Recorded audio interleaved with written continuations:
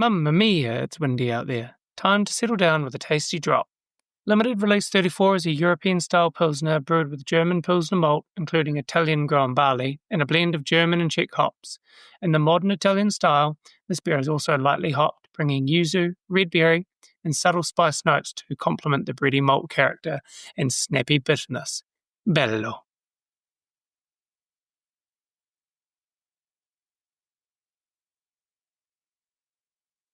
Take 2.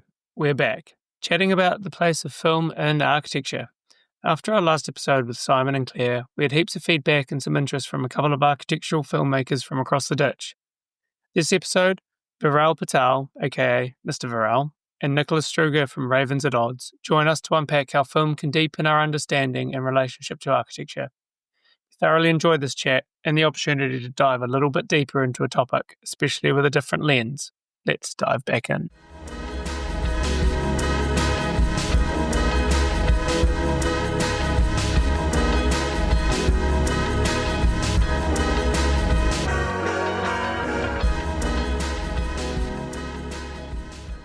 Thanks for joining us, Nick and Veeral. It's not often we get listeners writing in to say that they want to continue the conversation. So it was really exciting when both of you guys wrote in last time saying, great chat, but we want to kind of continue things and look at it from a probably more of a filmmaker's lens and maybe even a longer format lens. So for those out there that don't know your work, do you guys want to quickly give a brief introduction to yourselves before we jump into the chat? Hi, so I'm a Melbourne-based photographer and filmmaker. So my original background was in software engineering and had a midlife crisis, changed careers, took up cycling photography. From that, I met a bunch of architects who started feeding me a lot of work in architecture. And I suddenly moved from shooting bike races in Europe to shooting architecture in Melbourne. And because of COVID, I decided to pick up filmmaking. And that has been a very interesting career transition in my arc because it has allowed me to learn a whole heap of new skills and the way you approach creativity as well. Shooting bikes into shooting architecture seems quite a common jump. I feel Simon and Devitt might have done the same, and we've got a friend who Gerard and I went to university with, Logan Sweeney, who he kind of did architecture and now shoots ski jumping and cycling. But I don't know why they seem intrinsically involved, but they seem to be. I'm a former cyclist as well, so yeah, it all checks it. But yeah, so I'm a former architect turned architectural filmmaker, I guess. So I run a production and branding company called Ravens at Odds here in Brisbane. And we're working like day in, day out within the architecture industry. But I guess I started in architecture and then I jumped out, moved around the world, did a whole bunch of different things, explored different interests from graphic design to music production, web design, marketing, live sound, probably farming or something as well when I was living overseas, all sorts of different things kind of, in that arc of kind of figuring out what you want to do when you grow up. And at some point along the way, kind of came back to architectural practice, but not as an architect, working in more of a production and communications role.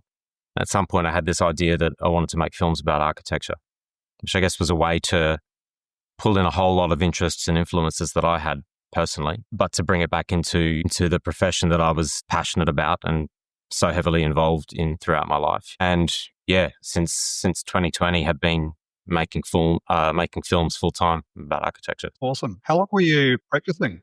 Probably not as long as I could have.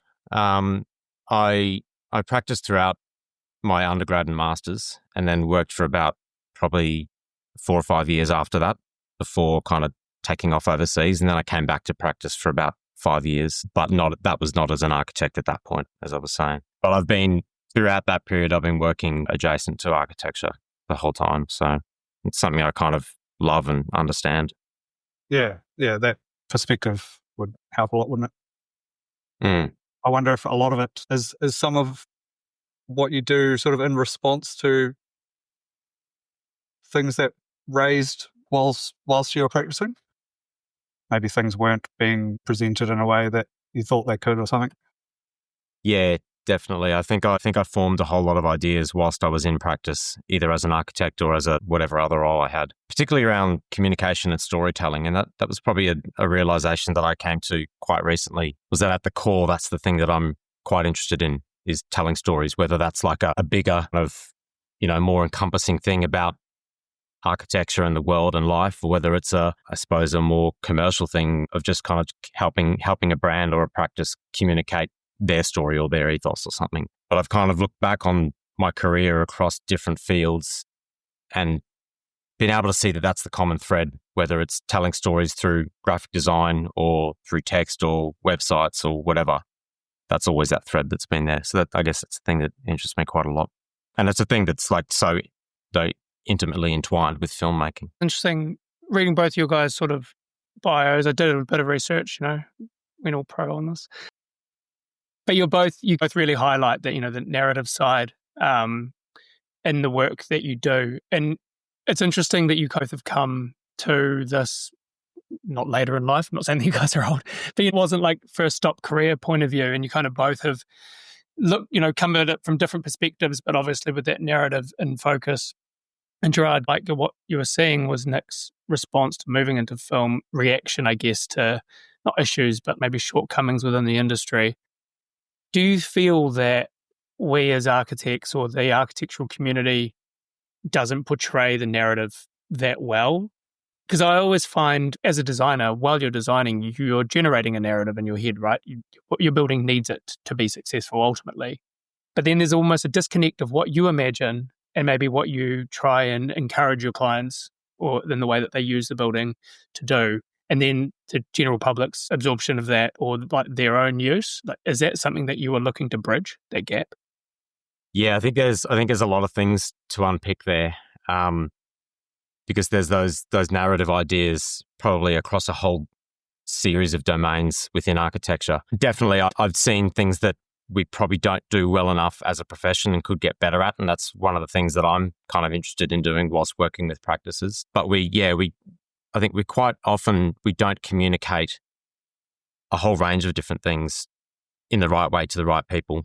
I think too often we're thinking about architects communicating with architects, and like there's that disconnect between architect and client or architect and general public. And I think that, like if we get that right, there's a whole lot of benefits. There's commercial benefits to your practice, but there's industry and professional benefits and, much more far-reaching benefits to communities and things as well. So yeah, we could dive into each one of those things, I guess. Yeah. We're pretty good at preaching to the choir, aren't we, architects? Yeah, well, I mean, I was about to say, like, that architect to architect thing it's almost a reason why we started the podcast in a way, is because so much of this content that we as architects create and all of the publications, award systems and everything that we like really strive to achieve in or, be recognized in are essentially just a giant circle jerk. We're not promoting it that well to the general public. And it's how do we change that in a way? And it sounds like you guys are looking at mechanisms to do so, which is really interesting. I don't think there's anything wrong with like architects talking to architects. We've got to have that kind of basis in the profession. Oh, of course. There's other things as well. Yeah, I think it's just, we can obviously talk to each other and that conversation is really important. But when it's like totally insular, I think it starts to become not necessarily a problem, but we kind of get caught in our own world far too much. And when ultimately the people that we're looking to serve is everybody, not ourselves.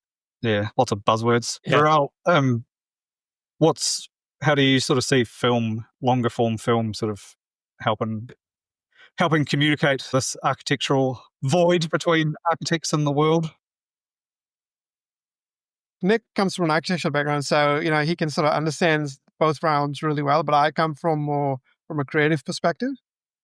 So for me, the way I sort of see photography, like film over photography, is that you can show the process a lot more clearly. So, for example, I had worked on a project with a studio last year, and it was just a small fit out, but there were just so many things happening in this fit out that the video just captured it so well. And it was an interview with the lead interior designer. But, you can actually sandwich in not the drawings, but just showing what the process looked like during construction and showing that together with the finished product, right? It's interesting that you're capturing the process, because I think that's something we touched on very, very briefly in that last conversation. Was we really champion that finished product, but there doesn't seem to be a lot of content within the process, and actually almost the richer content is the process, and that's where the deep understanding comes from. So is that something that you look to do with a lot of your work, or is that just a one-off case? And I'll look at doing that as well, but it's like how you tie everything together, right? So at the moment, like the issue I face is with these, what do we call these content producers? They run into a building site just, with a gimbal, and they quickly show what's happening, but you don't get to really understand what's actually happening. So you have a drone fly over and all these things, and it's just very flashy. And what is it that you're trying to show to the end user who's going to commission you to either design and build your space? And it just becomes very flamboyant, and it's just not addressing what architecture is all about and how an architect and a builder work together. How's that sort of worked out, perhaps in that previous project you're talking about? How did you come to that conclusion? Because that kind of requires you to be early in on the project, as opposed to a lot of the film about projects is very post-rationalized. It's here, we've got this nice building. Was a client coming to you wanting that early, the whole narrative, or was that you going to them? So initially, so for this particular project, like the client was made for studio, like a small studio. They're very highly nimble. And they said, look, we want to capture some of the process of what's happening on site just to update as to what this project is doing. And then they wanted a end video just to show the project. Because the space was so small, it was hard to kind of show the end product to take up the full 90 seconds that we had allowed.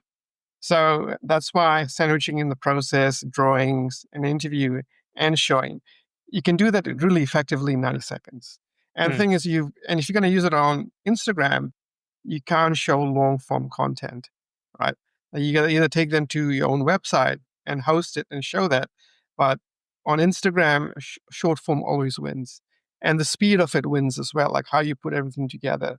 If it's going to be slow and drawn out, you're going to lose viewership. Is that something, that you can already see the conversation starts to spread, right? The social media aspect of it, is that something that you guys still look to target, or do you feel that it's not a rich enough, there's not enough time, like you said, to actually tell a proper story within that format, and you're actually trying to maybe give people a taste, but pull them to, whether it be a Vimeo channel or YouTube or your own website, like you said. Like, is that the goal, or is the goal to cover all bases? From my experience, the goal has been to cover all bases, right?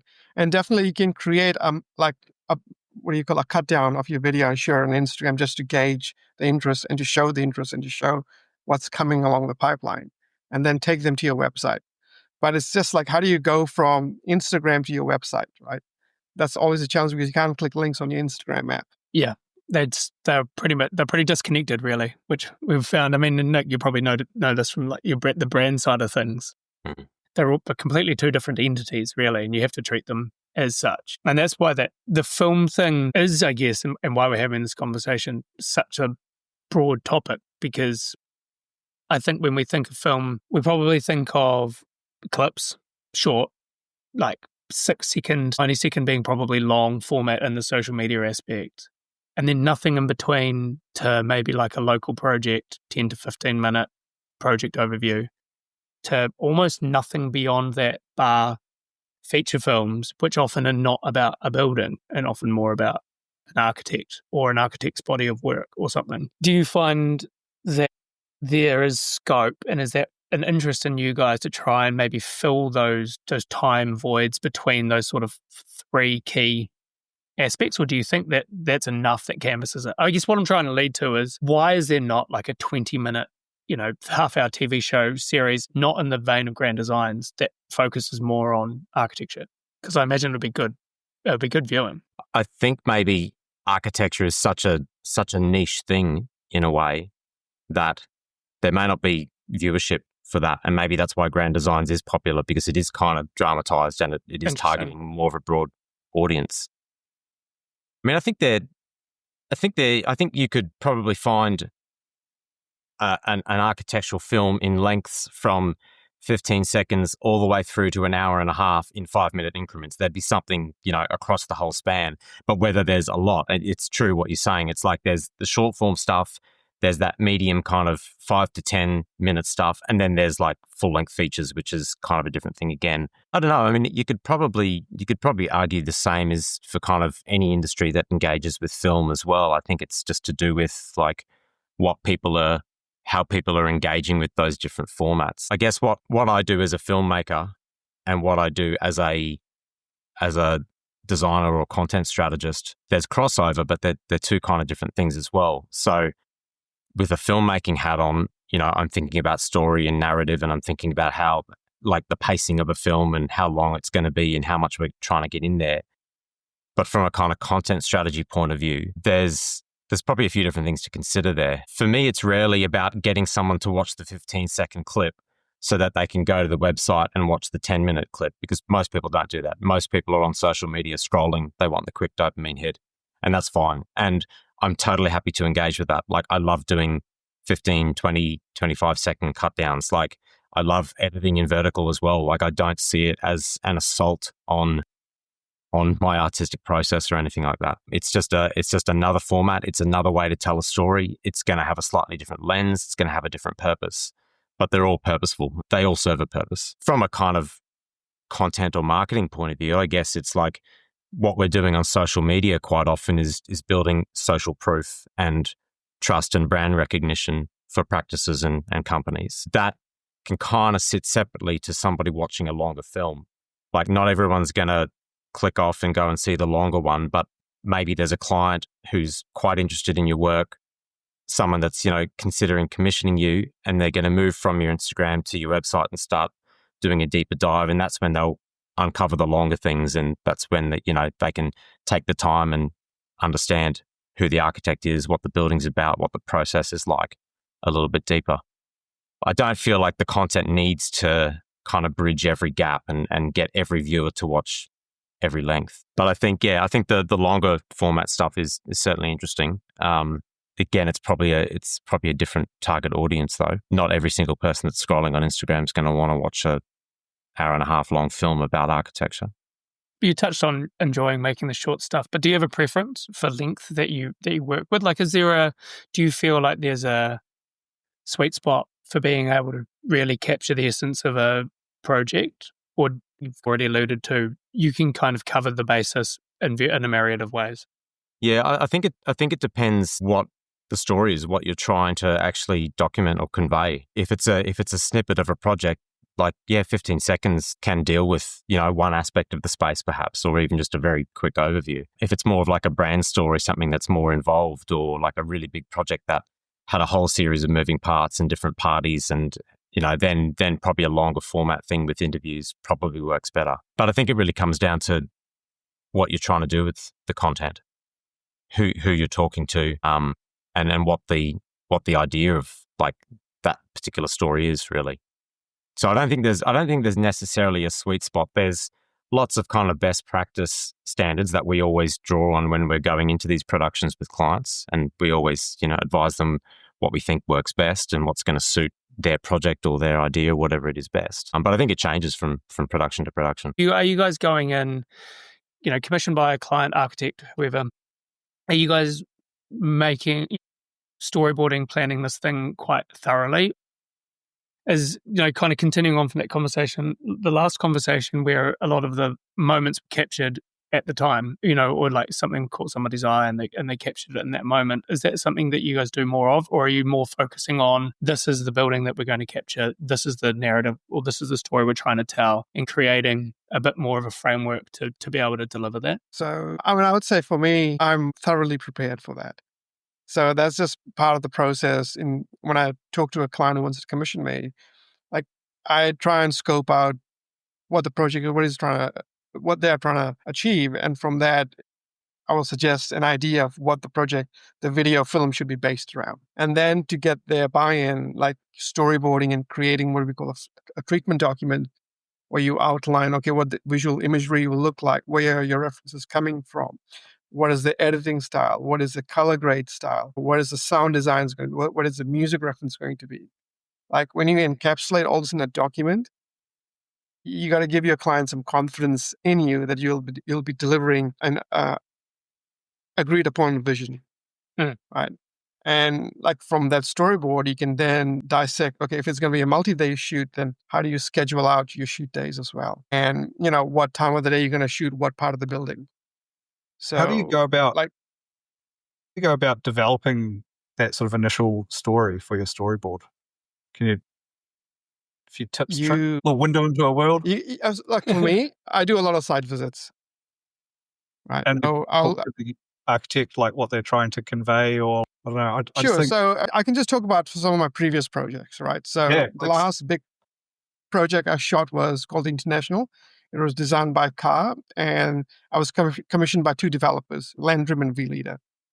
So, Landrum was the key client I was interfacing with, and they just gave me a set of requirements they wanted captured, and they knew from another agency about how I work, and they knew they were going to get something creative out of me, not your cookie cutter thing. And I sort of looked at some references I get my inspiration from, and it was just a matter of going to the site, seeing the apartment we're going to be shooting inside, and then seeing what's around the apartment in terms of, say, amenities, and deciding that, okay, for me, the way I like to create my visuals, it has to be either late in the evening or early in the morning.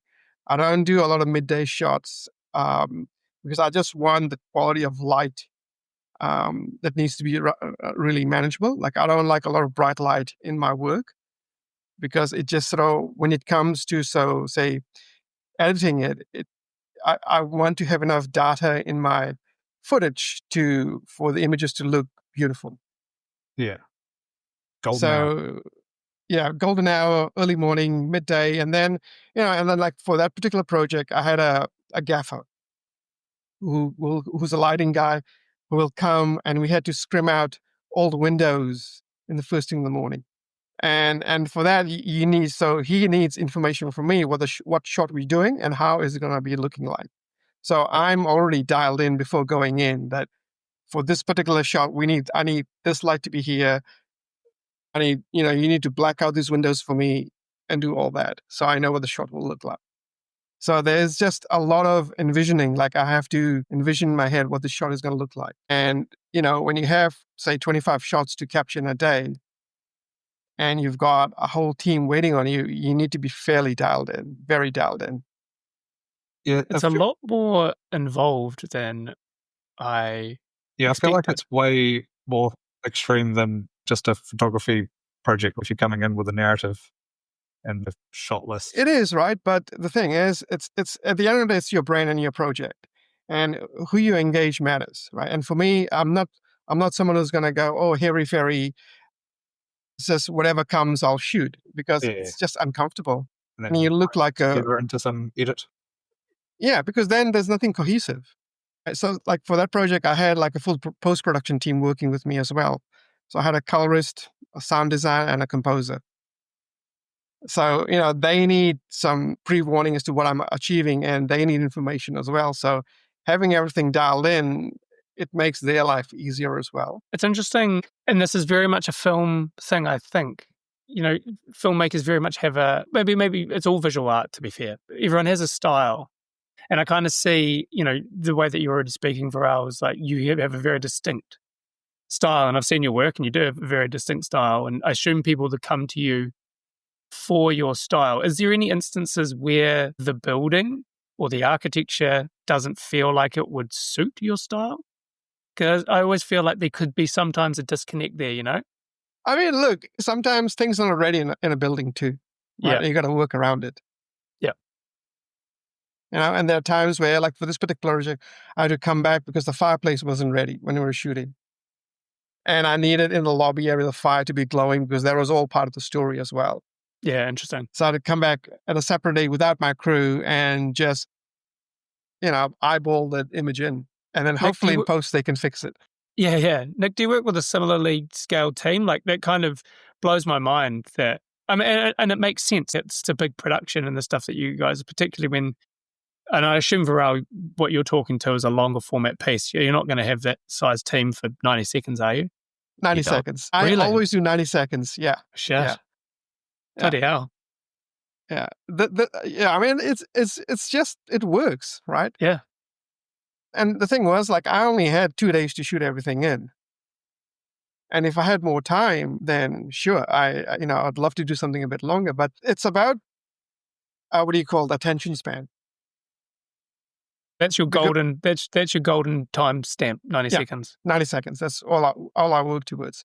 And when you look at all the big ads, it's all 90 seconds. Nice. Yeah, I suppose my process is a little bit more varied between productions. I would say that I'm prepared to the teeth every production. Like I don't do anything without preparation. But that doesn't necessarily mean that every production, every single shot is planned out. Some productions are, but others there's a lot of run and gun. A lot of my influence comes from documentary filmmaking, and I'm quite comfortable rocking up and like approaching it like a documentarian and kind of working out what's there. But that doesn't suit every production. So it depends what it is. So, I mean, we do a lot of short form content, like also bringing in the process of these things. So we're doing a lot of stuff with builders, architectural builders, where we're actually documenting their construction sites. And that stuff is me rocking up with a handheld camera and moving around and just capturing it in a couple of hours, working with natural light, no real direction, no storyboarding whatsoever. But that's a much smaller budget, quick turnaround kind of thing versus much more involved brand campaign films. One that I did recently up the Sunshine Coast, which was obviously a much bigger budget, but also a lot more planning, kind of like probably 6 months went into that before we actually got onto site. And that involved doing a treatment, doing a storyboard, working out what all the different scenes were going to be, coordinating with, I think, 6 different talent, and then basically putting that into a Google sheet, which was ordered by sequence based on the storyboard, but then could be reordered based on shooting sequence, because I knew that I wasn't going to shoot it in sequence it was going to have to be out of sequence because there's so many different things to consider. I think there were like 5 or 6 different locations. There was some stuff we were shooting on a boat. Other stuff we were like trail running through the national park with cameras and lighting and doing things. There was like several different days at a house with different groups of talent. It was a project that I knew intimately, that I've filmed probably 4 or 5 times over the last 5 years. So I knew exactly where the sun came in at every moment. Like I knew exactly which spaces would work at different times of day. So I was able to plan out, well, we're doing this thing down by the spa, and that's going to have to be at this time. We're going to be in this room inside, but I want to make sure that the outside's not blown out. So I knew that was going to be at a certain time. So it's like managing all these different things. And then it was a task in itself, just putting the schedule together, because I could reorder the spreadsheet based on sequence, like video sequence or shooting sequence. And so it's managing all those different things. So, that's not the kind of thing you can just rock up and do, especially when you've got all this talent and crew as well, because I had about 3 or 4 people with me for the production of that one. So that's not the kind of thing you can just rock up and just kind of wing it on the day. But that said, there's always improvisation. So even on a production where I have a full storyboard and a schedule down to 15-minute blocks, things never go to plan. Like there's always going to be swapping things around because something happens, someone's late, or the light looks better here, or you see something happening on site that you want to capture and you want to adapt and be flexible with it. Do you often get happy mistakes through that mechanism, or all the time? That's cool. That's the beauty and the fun of it. Like you're prepared with a schedule, you know exactly what you're going to do, but you've also got to be prepared to be totally unprepared and just like to react to what's going on there. Because there's always stuff that you can't plan for. Yeah, I love that.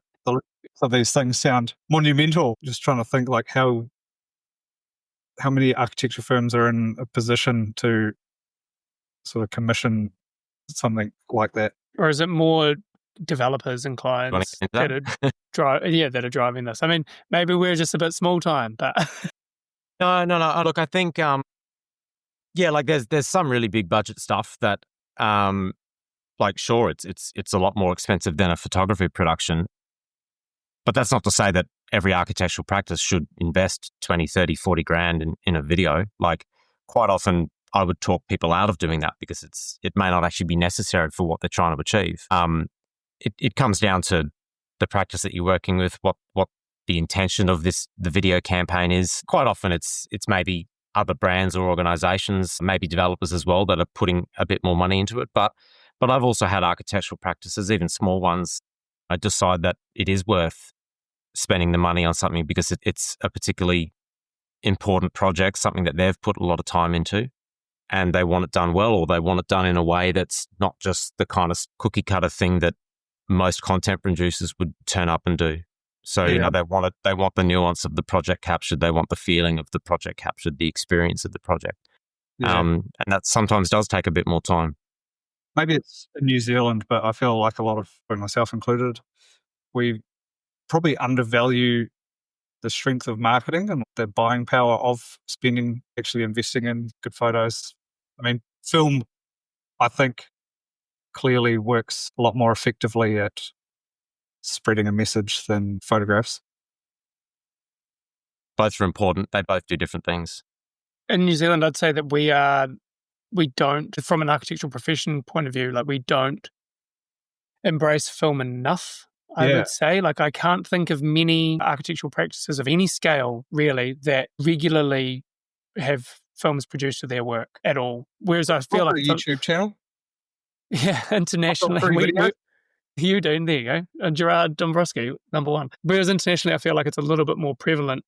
Would you guys agree? I mean, I don't know if you've done much work here versus just in Australia or internationally, but I feel it's maybe a shortcoming from our profession here is that we don't value or don't recognize the value in film as much as we probably should. And I think that's something that I was trying to tease out in the last conversation was I feel like that shift has happened and we're maybe towing the line a little bit on it. I feel like Veeral's foaming at the bit for something to say, so I'll let him. Yeah.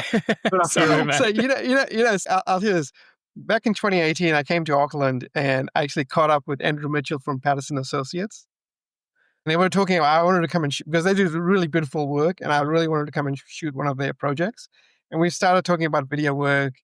And he was one of the first architects to actually encourage me to get into video.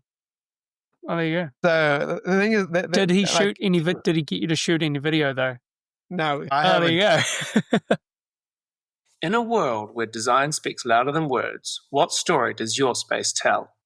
At Ortex Acoustics, they believe great design is more than aesthetics. Every product they create strikes a perfect balance between form, function, and sustainability, made to enhance how a space sounds, looks, and feels. From using recycled materials to pioneering carbon-negative wool, their commitment is to help you shape environments that inspire people and respect the planet. Explore the future of acoustics design at ortexacoustics.co.nz. But the thing is, like, what I tell my clients is that, okay, I mean, like for me, I can photograph architecture really well and I can shoot videos. And I can do both, but I can't do both in one day. It's just impossible, right? So why compromise your projects? Either you go for spectacular or you go for mediocre. And if you Sell the dream, Veeral. it is the truth. Like the thing is, like when I'm on photo shoots, it's just balls to the wall. It's full gas. You can't even think about, there's a light changing here. Let's just get the curtain blowing. It's like no time. You just gotta, like some of the architecture shoots I've been on. You finish one room, the stylist assistant is packing everything up because the truck's going to come in the afternoon and pick everything up, and off it goes back to the showroom. Further that, I chat with Lisa where she said she had amazing reception to a video that NZIA did on her, which was it about a particular project? I think it was 90 seconds. Yeah. And I feel like those videos that are quite engaging and have real narrative. I just think the story is king, and the more you can bring a story into thing, the more people love it. That's why I'm super into that idea, Veeral, of you getting on the construction site and showing footage from construction and all the way through. Like, if you could have these all micro, 90-second little construction through to completion, like, I think it's captivating to watch. Sit there staring at your screen, scrolling, and then you're seeing construction, bam, bam, bam, finished. That must be like a pretty the thing is, like, epic thing to see. The way I say, like, story can take many forms, right? Like you can do the client process thing, or so quite a number of years ago, like back in 2021, like Milan Design Week normally happens in April, and that year I believe it happened in September, October because of all the lockdown issues. So Molteni Dada, one of the top Italian furniture makers, they released a video a short film called White Noise, 17 minutes long. And their products took a backstage, right? And when I saw that, it was just about this woman. She was at a junction in her life. She was getting ready to pick up an award that evening, and she gets an envelope, and an envelope was a tape, and it triggered her former life, a former lover. And it was just a really nice way to show her dilemma with the furniture, and the furniture just played second fiddle. Like, that's another way of storytelling about Like it does in architecture. real life. Yeah, and this is something I would love to do in architecture. And recently, I had a chance to do something not similar to that, but there was another really amazing video done by nuance a few years ago called, I think it had the word bookworm in it. And it was just fascinating to see snippets of a house with people reading books, right? And a couple of months ago, this architect who lives around the corner from me, she is just working on a house for this 70-year-old woman. She designed her a 2-bedroom house made from rammed earth. And I got on site and I met the client, and she has traveled all over the world, right? And this design was influenced by her travels. And she's an avid book reader, and the amount of shelving the architect designed in the house was unbelievable. And as she spoke to me, and I just remember, and she was talking about this central courtyard. And she wanted this courtyard because it reminded of a garden she walked through in Kyoto. Now, so you imagine, right? Like you can show her walking across the courtyard and a flashback to a Japanese, a garden in Kyoto. And I think that's another form of storytelling. And what I wanted to do with that one was for her not to talk about how the house makes her feel, but talk about her travels and how it has influenced the house, but not mention the architecture in any shape or form. It's an interesting mechanism. I like that approach where it's more about the client, because the architecture is a response to them and their life and their brief and their needs. And oftentimes we focus too much on the built form and not the story. It is interesting though, because I was looking at some of your guys' films as well, but a lot of the time it is focused on the built form, and the building's creating the narrative, and be that paired with a soundtrack. Do you have a preference, or do you think it's just a case by case thing where whether you have maybe a speaking track over the top, or the way that you form the story? I mean, probably, or at least the stuff that I was looking at, you tend more to the sort of audio dub music dub rather than actual storytelling. That was one of the things that I think was missed in the last discussion, if this is the part 2 to the part 1, that this idea of storytelling and narrative being limited to something where there's somebody speaking, something textual, which I disagree with fundamentally. Like, very one-dimensional. Well, it's just narrative is inherent in so many things. Narrative and storytelling doesn't come down to somebody speaking about something. So there's visual storytelling, like, a painting tells a story, graphic design tells stories, music, listening to music, like that's a story as well. Like, whether it's instrumental or vocal, whether it's music in another language that you can't even understand, there's still feelings and emotions and things that evoke ideas and responses in the listener. I come from a kind of musical background. I played in bands for years and have recorded and produced my own albums, either on my own or with other bands.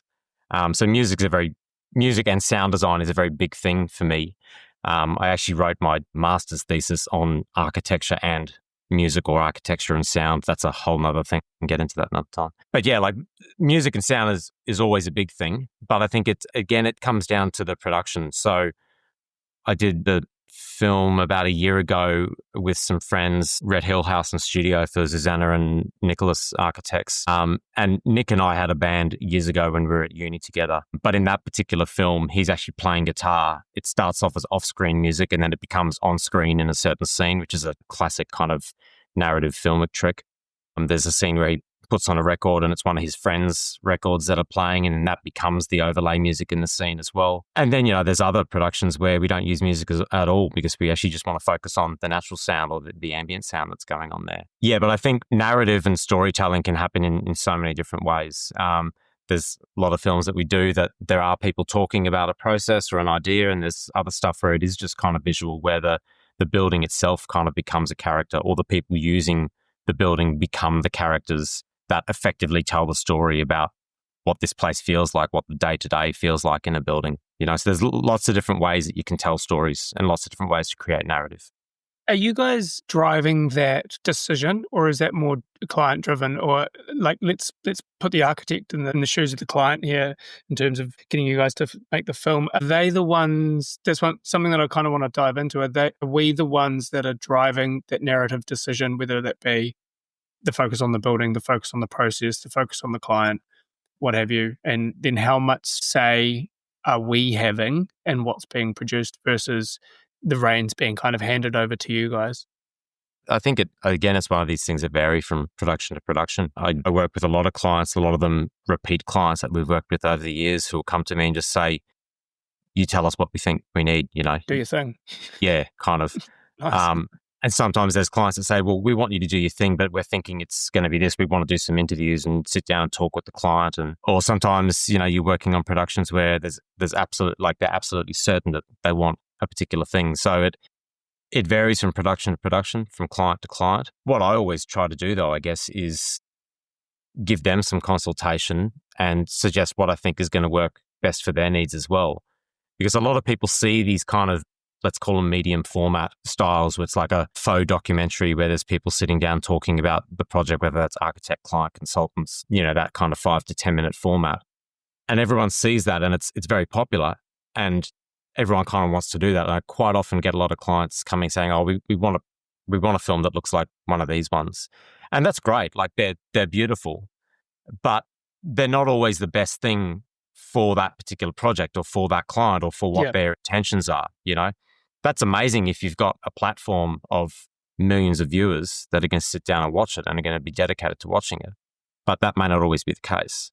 And it's something that I talk about with my clients when we're getting into strategy is that like numbers, like just chasing numbers, chasing viewership is kind of the worst way to think about return on investment of a video. There's so many other ways that we can actually make a video work for a practice that has nothing to do with going viral or thousands of views. That answered it perfectly. What I was looking for was how much, not say, but how much kind of directive we give through the process versus how much expertise you give back, which I always find, not that I've had video made, but you always feel when you're going in photography, say, you kind of have a picture in your head of what the shots might be and things like that. But ultimately, it's a little bit of a stick to your lane type situation because we often don't know. Ideally, you'd probably pick a filmmaker like you'd pick an architect. Ideally, exactly. That does come into all play. Their professional services, and you'd hope I don't know, if you're designing the film, there's probably something going wrong. Yeah, exactly.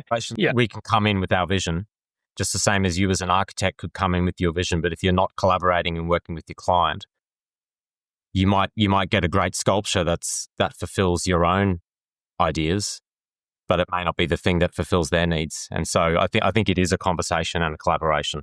So, and if you're looking for guidance, I would say go into it with as much directive as you feel you want to, or as little, like whatever kind of feels right for you, I think. Do you ever get disappointment when your things have been chopped on the editing floor and clients come back and be like, but what about that part? Disappointment from the clients or disappointment? Yeah. Or either way. Got to show the pen. You can't fit everything into a clip, right? Or a video. Yeah, that's right. There's usually got to be, some ruthless decisions that get made at some point. But I mean, that happens both ways. Not every project, not every production goes the way that I want it to go, but it's not about me and my ego. That's how sometimes the client wants a certain thing, and like sometimes you got to chalk it up and go, all right. If we push the conversation a little bit towards longer form, what are we? Yeah, sure. The future of, or what do you guys want to do with sort of longer format? Oh, do you want to do? Are we talking film, architecture, movies? Next Resine Film Festival. Look, I would love to submit something to the film festival, right? And I would love to do some. Half of them are rubbish, so you'll get in easy. New Zealand. But like for me, the way my ideas are evolving, I need some sort of a narrative on top. Right? I can't do these plain pictures because now what I'm seeing is every architectural photographer wants to shoot a video and they're just doing pretty pictures. I can't be competing on that level. I need to go up. And having a level of sophistication, having an idea, a thread that can support the architecture is what, like, the example I gave with the white noise was super important. That's what I liked. And I would love to create something on that level. Another good example is there's this British cycling brand called Rafa. Back in the day, they used to just do this really rough documentaries, right? It wasn't scripted at all. And one of my favorite episodes was when Ben Ingham went to Italy to shoot a video about a bike builder called Dario Pecoretti in Veneto. And it was just following Dario around his workshop and his home for a full day. And they made this into a 15-minute video, and it was amazing. Unfiltered, Dario swearing, Dario going off at his colleagues. And I would love some rawness like that, especially on a building site between an architect and a builder. Yeah. You should get into an architecture studio when we get questions from council or builders during the construction process and how much we cuss. And fly us over the next time you've got a client meeting or a meeting with an engineer or whatever. Yeah. You'd love to be a fly on the wall sometimes. I get quite opinionated, especially on architecture movies. A lot of the, like we had one last night. It was the Schindler Space Architect. It was a really beautiful story, actually, and a story I didn't know too much about him. It was very long, but we go to a lot of these movie nights, and especially the Rosine film ones, just a lot of the old architecture films, just very dry and very boring. It's like, this is a house, and now we're going to, this is another house, this is another house, and you're just like, the monopoly. It's very ponderous. Whereas I always refer back to Ice Cube's Celebrate the Eames, a little 2-minute video where it's Ice Cube talking about the Eames house and just how punchy and direct. I just think there's so many different ways to skin a cat. Look at all the vast world of film we have, and then so much of architecture film is so dry and lacks any like excitement or any storyline, any range of emotion. You're monotone. How do you bring some emotion or some intrigue, some excitement into film about architecture? That's a question, I guess, that I'm grappling with at the moment, because I'm working on a longer format documentary about architecture, about a particular building. So a friend of mine is designing and building his own house up the Sunshine Coast. And it's something that we're documenting, like most of the stages throughout construction. It's something that I just go up every now and then, and when there's a kind of milestone or something happening on site that's particularly special or interesting or dramatic, we go there and try to capture it. And it's something that's going to evolve over several years, because it's already been a year of just site works, and they're still just getting posts out of the ground. I think bearers are coming on site, maybe a month. That sort of thought on a project is awesome. Like, I think so much of the architecture documentaries are post-rationalized, so you're scrounging for footage or you're listening to recordings overlaid on whereas if you're there getting footage all the way through is Well, what we're trying to do with it as well is approach it like you would typically approach a documentary too, that we're documenting, but at some point we'll sit back and review the footage, and we'll actually start to think about what the narrative is, and we'll actually write a script, and we'll then actually pull the thing together and then work out what additional things we need to film. And we'll do little interviews with Tom, the architect, who's my mate, along the way, and also his partner, and I guess at some point their child when he's grown up, maybe, and he's at speaking age. I don't know. Maybe I hope the project doesn't take that long. But it's an amazing project. I mean, Tom is a great friend of mine and a very talented and humble person. And so much of this project, it's got himself and his family in it, and like his whole background and upbringing and his ethos and approach to life. But we've spoken about it. We've been having these little discussions along the way, and like, we see it as being something much more than just an architecture documentary or like a house documentary. That it's almost like the architecture or the house is maybe a character, or it's maybe a subplot or something, or it's a vehicle for driving a much broader story, which is more about life or environment or like cities or how people, interpersonal relationships or something, because it's something that's taken many years for them to get onto site. And now there's been all sorts of hold-ups and delays and dramas on site. They were living across like 5 different locations between the Gold Coast and Sunshine Coast. Tom had jobs in different locations as well. His partner Alex was living in Harvey Bay at one point. They then had a child. Like there's all this. It's like it has all the makings for a dramatic documentary, but it also has like all of the DNA to tell a much bigger story there. Not just like, here's a story about a house and, following it sequentially. Do you feel the trap of falling into not necessarily maybe like a grand designs type narrative? Is that something that you're conscious of? Yeah, it is. I mean, I used to be pretty scathing of grand designs until you found yourself watching all episodes. Well, Damn it. I've just had a brain blank. What's the guy's name? The English guy? Kevin McLeod. Kevin McLeod. Until I actually learnt about him and what he actually does, Absolutely. I was then actually kind of blown away. And I think that the first couple of seasons of the UK Grand Designs I didn't feel like he was pushing back enough. And then I think he did in subsequent episodes. I've never watched the Australian. I think there's a New Zealand version as well. I've never watched it. I kind of got over it.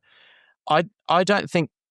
I don't know. I think I've probably softened. I think I've probably dropped removed my ego from it a little bit. I don't think that Grand Designs is inherently bad. Like, yes, it's dramatic. It's primetime television. That's what that's for. It's not. It's not meant to be like a chronicle of architectural projects. Like, that's not what it is.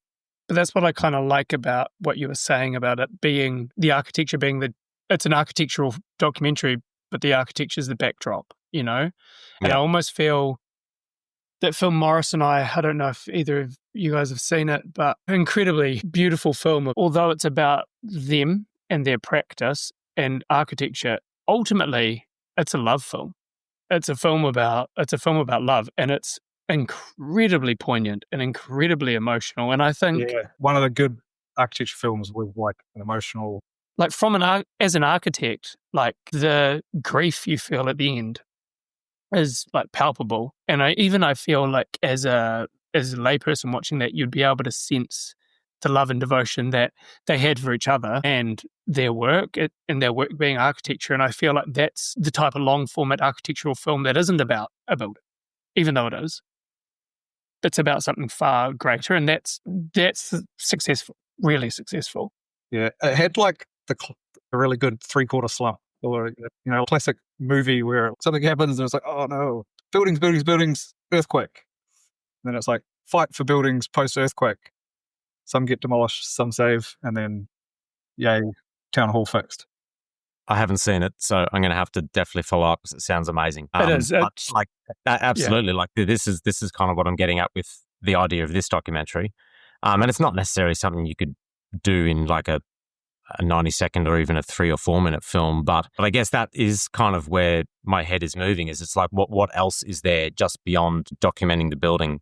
Like, what other things can we actually be thinking about when we're making these films? And I think that's what a lot of Veeral's work is starting to draw out as well. It's like going beyond just showing spaces or nice bits of furniture, but like, what else is there? What other layers can we either overlay or pull out? I mean, like, to add to that, like, I've been following another YouTube channel out of the US called Open Space, and they specifically focus on mid-century homes. And it is a joy to watch because it's all about the homeowner's passion for mid-century. It's not pretentious. It's not talking about material palette or all these things that you get to see on local project and as living stuff. It's just the true emotion of a person chasing the mid-century dream. And there was one particular episode where one guy was after this Richard Neutra home for 20 years. Right? It took him 20 years to buy this one home, and 6-minute episode, and it was just brilliant. And that's beyond architecture at that point, isn't it? It's passion, it's love, it's human emotion, and I think that's ultimately what great architecture brings out of people is emotion, be whatever that. And I sort of feel that if you can bring that sort of emotion out in new architectures with some of your clients, it would be phenomenal, right? Like, not to talk about marble and all things like this, superficial things, but wide. They want a house. Those productions they're bespoke. They're not the same set of cookie cutter questions and format that they follow on everything. It's like they go to this house, they talk to the person that owns it, and it develops out of that. Yeah. Which, I think that's a much more interesting way of making architectural film than, applying the same kind of format to each thing as well. Yeah, and I even think beyond the interview format, even potentially more powerful is just seeing the visual proof of the change, emotional, the change in lifestyle that architecture has brought upon people, And I think about if Gerard, I don't know if you were there, but like St Hilda's church project here in Wellington. And even though the vicar of this church spoke at the awards a couple of years ago about how much the project had changed his parish, got quite emotional. But you could see, obviously he was speaking about it, but you could see through him and the people around him the actual change. And even if he'd not said a word, you could have still experienced that. And I feel like that's almost the most powerful thing, is the unspoken influence of architecture. Yeah. So far, my takeaway from this chat is emotion. Yeah. Instilling emotion. Well, I mean, that's what it comes back to, is that architecture is about people, ultimately. I mean, I think there have been movements throughout history where architecture's about the object, and it still can be to some extent.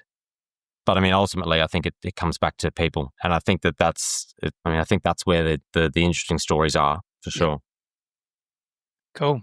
Well, I think that might be a pretty good point to wrap up, guys. And if you've got anything, obviously I'll chop and screw this a little bit. My editing skills won't be anywhere near as good as yours, but if you guys got anything else you want to end on, I think Nick, you ended on a pretty key statement there. I think that wrapped things up pretty nicely. But Veeral, anything from you? We could do a part 3. I reckon we're just getting started. Should we just start a new podcast? Yeah, we should.